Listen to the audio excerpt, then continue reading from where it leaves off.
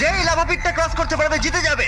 এবার শুরু করো, তোমাদের হাতে 60 সেকেন্ড সময় আছে। ঠিক আছে, এই তো হয়ে গেছে। মিড বেবি কিন্তু নিতে ভুলো না। জিততে গেলে এখান থেকে তিনটেকেই ওদিকে নিয়ে যেতে হবে। গার্ল যাও যাও যাও। ও ও ও, সাহায্য ঠিক আছে, করো। ঠিক আছে, ধরেছি তোমায়।